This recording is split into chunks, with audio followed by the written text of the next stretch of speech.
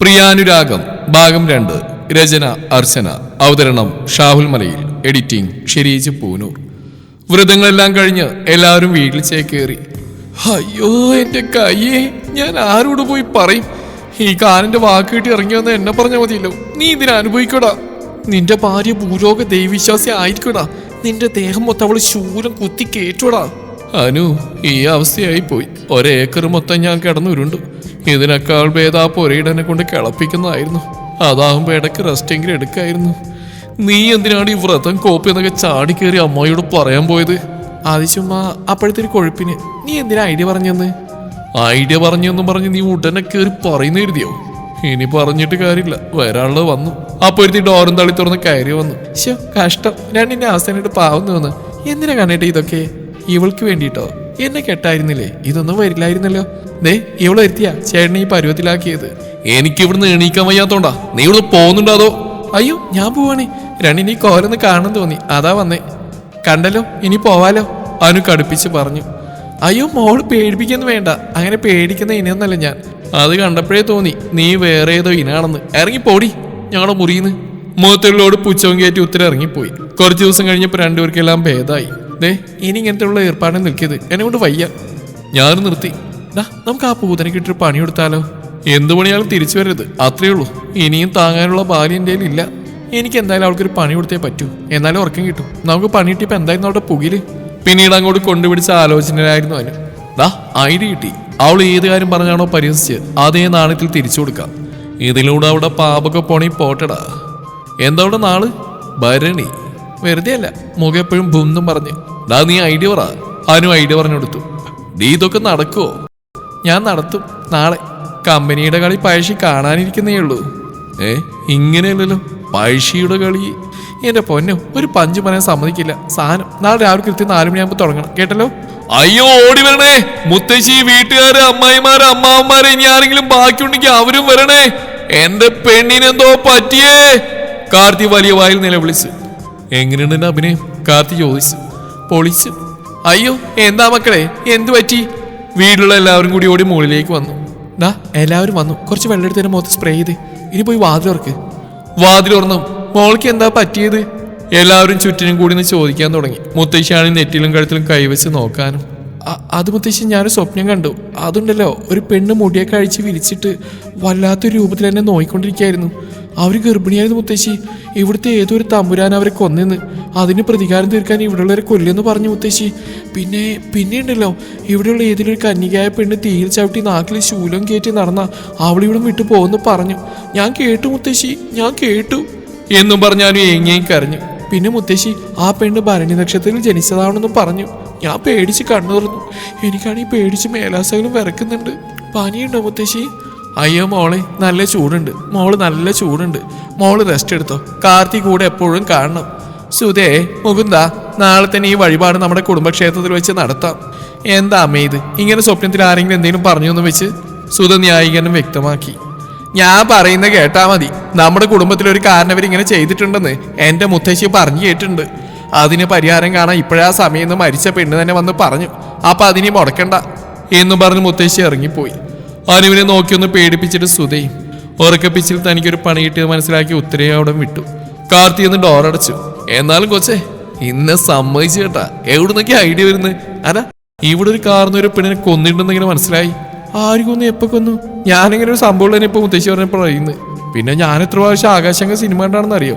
ഏതൊരു തറവാടെടുത്താലും അവിടെ ദുഷ്ടനായ കാരണവർ മരിക്കാനുള്ള പെണ്ണും കാണും. അത് പ്രകൃതിയമ്മ. അതിലൊന്ന് കൊളുത്തി, അത്രേ ഉള്ളൂ. അപ്പൊ നിനക്ക് പനിച്ചതോ?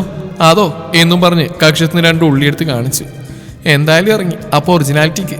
ഹോ, സമ്മതിച്ചു മോളെ, സമ്മതിച്ചു. നിന്റെ തന്തപ്പിടിയെ സമ്മതിക്കണം. ഇങ്ങനെ കാഞ്ഞ ബുദ്ധിയുള്ളതിനെ ലോകത്തേക്ക് പറഞ്ഞു വിട്ടേന്. പിറ്റേന്ന് തന്നെ ആ പ്രായശ്ചിത്തം നടപ്പിലാക്കാൻ തീരുമാനിച്ചു. വൻ സെറ്റപ്പ് ആയിരുന്നു അമ്പലത്തില്. തീയിൽ ചവിട്ടുന്നതും ശൂലം കുത്തുന്നതും കാണാൻ നാട്ടിലെ മൊത്തം ആൾക്കാരും ഉണ്ടായിരുന്നു. അനിശേച്ചി, ഉത്തരേ എന്ത് ചെയ്യാൻ പോവാ? കുട്ടികളൊരാൾ ചോദിച്ചു. അത് നമ്മൾ ആനയെ അടക്കി നിർത്തുന്ന കണ്ടിട്ടില്ലേ, അതാ അവിടെ നടക്കുന്നത്. അപ്പൊ തോട്ടി വേണ്ടേച്ചി? തോട്ടി ഉണ്ടല്ലോ, അവിടെ നാക്കിനെ നിലക്കെടുത്താൻ ആ പൂജാരിയുടെ കയ്യിലിരിക്കുന്ന തോട്ടി. ശൂലം കാണിച്ച് അനു പറഞ്ഞു. അങ്ങനെ വമ്പിച്ച രീതിയിൽ ആ ചടങ്ങും കഴിഞ്ഞു. ആഹാ, എന്ത് രസം, എന്ത് രസം. പിള്ളേരോട് ഓടിച്ചാടി കളിക്കാൻ എന്ത് രസം. ഈ ചിക്കന്റെ കാലിങ്ങനെ കടിച്ചു പറിച്ചിരുന്ന അതിനേക്കാൾ രസം. അനു ഉത്തര കിടക്കുന്ന റൂമിന്റെ അങ്ങോട്ടും ഇങ്ങോട്ടും അവളെ കാണിച്ച് നടക്കാനും ഓടാനും തുടങ്ങി. ഈശ്വര, ഇവളുടെ നെട്ടുപോയോ? നീ നിനക്കിത് എന്തു പറ്റി? നീ വന്നോ? ഇത്തിരി ഇങ്ങോട്ട് അവള് കാണുക നീങ്ങുന്നേ. ഓ, എന്റെ കെട്ടിയവനായിട്ട് ഇങ്ങനെ നിന്ന് സ്വറ പറയുന്ന ബഹുരസം. നിനക്കിത് വേണോടാ? അവൾ ചിക്കന്റെ കാലം അവന് നേരെ നീട്ടിക്കൊണ്ട് പറഞ്ഞു. നീ ഇത് വേണ്ട എന്നും പറഞ്ഞ് സ്നേഹത്തോടെ എന്നെ കൊണ്ട് കഴിപ്പിക്കണം. അതുകൊണ്ട് അവിടെ നെഞ്ചു പൊട്ടണം, കേട്ടല്ലോ? അനു കാർത്തിയോടായി പറഞ്ഞു. ഓ, ഞാൻ ഏറ്റു. എന്റെ പൊന്നു ഭാര്യ വെച്ച് കിട്ടിയല്ലേ, ഞാൻ കഴിച്ചില്ലെന്ന് വേണ്ട എന്നും പറഞ്ഞ ആ ചിക്കൻ മൊത്തം കാർത്തി നിന്നു. ലേച്ചി, അനു മനസ്സിൽ പറഞ്ഞു. ഇതാണ്ട് ഉത്തരയാണെങ്കിൽ എണീറ്റ് വന്ന് കഥക് വലിച്ചെടുക്കാൻ പറ്റാത്തതുകൊണ്ട് ദേഷ്യത്തിൽ തിരിഞ്ഞു കിടന്നു. ഉത്തര ഇപ്പോൾ പയ്യെ പയ്യെ ഞൊണ്ടി ഞൊണ്ടി നടന്നു തുടങ്ങി. അനു അവളെ ചൊറിഞ്ഞ് പുറകെ. ഹോ, ഇനി 2 ദിവസം കൂടി നിന്നാ മതിയല്ലോ, അത് കഴിഞ്ഞ് മുങ്ങാം. ചേച്ചി മുത്തശ്ശി വിളിക്കുന്നുണ്ട്, വാ എന്ന് പറഞ്ഞ് പിള്ളേര് വന്ന് അനുവിനെ കൊണ്ടുപോയി. മുത്തശ്ശി ആൾക്കും കാർത്തിക്കും നവദമ്പതികളായതിന്റെ പേരുള്ള വസ്ത്രം നൽകി ആശീർവദിച്ചു. അനു വസ്ത്രവും കൊണ്ട് മുറിക്കകത്തേക്ക് കടന്നതും, ഈശ്വര, ഇതെന്താ ഫ്രഞ്ചോ? എനിക്കിനി മുറിയെങ്ങാനും. ഇത് കാർത്തിയുടെ മുറിയാണല്ലോ. അപ്പൊ കൂടെ അനു മുത്തശ്ശിയുടെ മുറിയിൽ നിന്ന് പുറത്തേക്ക് വരുന്ന കണ്ടാണ് ഉത്തര കാർത്തിയുടെ മുറിയിലേക്ക് വന്ന്. കാർത്തി അപ്പോൾ കുളിക്കാനുള്ള തയ്യാറെടുപ്പിലായിരുന്നു. അവളെ കാണിക്കാൻ വേണ്ടി ഉത്തര കാർത്തിയെ കയറി പിടിച്ചു. സത്യത്തിൽ അതാണ് ഉണ്ടായത്. എന്റെ ചങ്കിനെ കയറി ഉമ്മോക്കുന്നോ നാറി? അനു മനസ്സിൽ പറഞ്ഞ അകത്തേക്ക് കയറുന്നോ പ്ലേ എന്നൊരു സൗണ്ട് കേട്ട് ഉത്തര നിലത്തേക്ക് വീണ് ഒന്നിച്ചായിരുന്നു. മോളെ, കുറച്ച് സ്വാതന്ത്ര്യം തന്നു നീ ഇങ്ങോട്ട് ഒളിപ്പിക്കാൻ വന്നാണ്ടല്ലോ. കൊറേയായി അമ്മയും മോള് ഒരുമിച്ച് ഇറങ്ങിക്കുവാ. കാർത്തി കട്ടക്കരിപ്പിൽ എന്തൊക്കെയോ പറയുന്നുണ്ട്. ഉത്തരയാണെങ്കിൽ പട്ടി കണക്ക് മോങ്ങലും, അനുവാണെങ്കിൽ ഇതൊക്കെ എന്ത് എന്ന രീതിയിലും. ഇനി ഈ മുറിയിൽ എന്റെ അനുവിന്റെ അനുവാദമില്ലാതെ കാലെടുത്ത് കുത്തിന്നെങ്ങാനും അറിയാലോ. ഇപ്പൊ കാല് പൊള്ളിയിട്ടേ ഉള്ളൂ, ഇനി ഞാനത് ഒടിക്കും. മര്യാദക്ക് എണീറ്റ് പൊക്കോണം എന്നും പറഞ്ഞ് കാർത്തി ബാത്റൂമിൽ കയറി. ഉത്തര എഴുന്നേറ്റ് തിരിഞ്ഞതും ചുമരും ചാരിന്ന് നോക്കുന്ന അനുവിനെയാണ് കണ്ടത്. അനുവിനെ കണ്ടത് ഉത്തര തലയും താഴ്ത്തി റൂമിൽ നിന്ന് ഇറങ്ങിപ്പോയി. കുറച്ചു കഴിഞ്ഞതും കാർത്തി കുളി കഴിഞ്ഞ് ഇറങ്ങി. എന്തായിരുന്നു നേരത്തെ? അനു കട്ടിൽ നിന്ന് കളിയാക്കി ചോദിച്ചു. എന്ത്? അല്ല, ചുമ്മന സമരം നടന്ന്. അതോ? അവള് തന്നു, ഇരട്ടിയിൽ തിരിച്ചും കൊടുത്തു, അത്ര തന്നെ. എനിക്ക് അത്ര വിശ്വാസം പോരാ. സത്യം പറയടാ, ഉമ്മേച്ച് അവളായോണ്ടല്ലേ നീ തല്ലിയത്? അത് സത്യത്തിൽ ആ മുതലിങ്ങനെ ചെയ്തപ്പോ ഞെട്ടിപ്പോയി. ആദ്യമായിട്ട് കിട്ടുന്നല്ലേ, കലിപ്പ് കയറിപ്പൊന്ന് പൊട്ടിച്ചു, അത്രേ ഉള്ളൂ.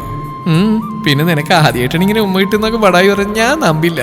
അന്നൊരിക്കലും ആ മഞ്ജു നിനക്ക് തന്ന് കൊട്ടത്തേങ്ങയായിരുന്നോ? അവളെനിക്ക് കവളിലാന്ന്, ഇവളെനിക്ക് ഫ്രഞ്ചും, അത്രേ ഉള്ളൂ. നിനക്ക് ഒരു ഉളുപ്പുണ്ടോടാ നാറി ഇങ്ങനെ എന്നോട് പറയാൻ? തന്നവർക്കും രണ്ടുപേര് തരുന്നത് കണ്ടുകൊണ്ട് നിന്നവൾക്ക് നാണമില്ലെങ്കിൽ എനിക്ക് അക്കാര്യം പറയുന്നത് നാണെന്തിനാ?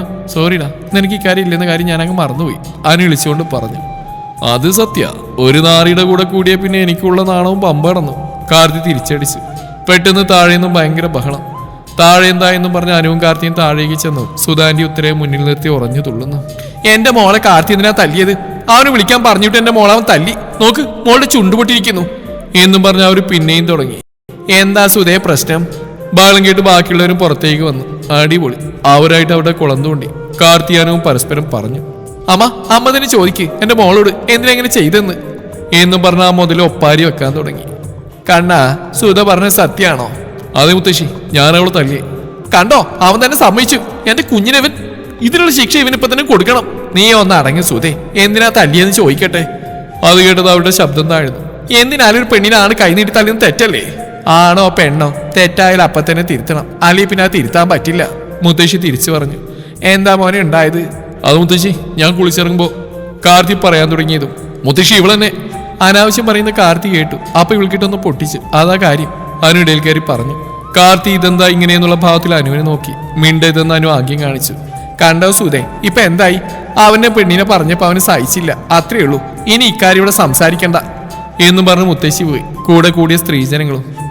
നീ നോയിക്കോ, ഇതിനുള്ള ഞാൻ തരും. സുധ കാർത്തിയെ നോക്കി വെല്ലുവിളി പോലെ സംസാരിച്ചു.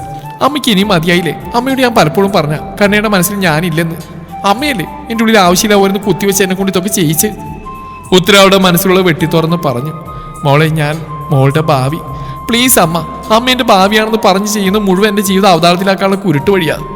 ഇപ്പൊ അവരിവിടെ നടന്ന് ഇവിടെ പറഞ്ഞിരുന്നെങ്കിൽ ഇവിടെ ഉള്ളവർ പിന്നെ എന്നെ ആ കണ്ണിലല്ലേ കാണൂ എന്നും പറഞ്ഞ് കാർത്തിയുടെ നേരെ തിരിഞ്ഞു. സോറി അണ്ണേട്ടാ, ഞാൻ അറിയാതെ അമ്മ ഓരോന്ന് പറഞ്ഞപ്പോ ഞാൻ അറിയാതെ എന്നും പറഞ്ഞ് ഉത്തര കാർത്തിയെ കെട്ടിപ്പിടിച്ചൊരു കരച്ചിൽ. അനുവിനോട് സോറി പറഞ്ഞു. അങ്ങനെ അതും കഴിഞ്ഞു. നീ നേരത്തെ കൊടുത്തില്ലെങ്കിൽ ഇത്രയും എത്തില്ലായിരുന്നു. ഇനി പറഞ്ഞിട്ട് കാര്യമില്ല. എന്തായാലും അവൾ അമ്മായി നേരെയായല്ലോ, അത് മതി.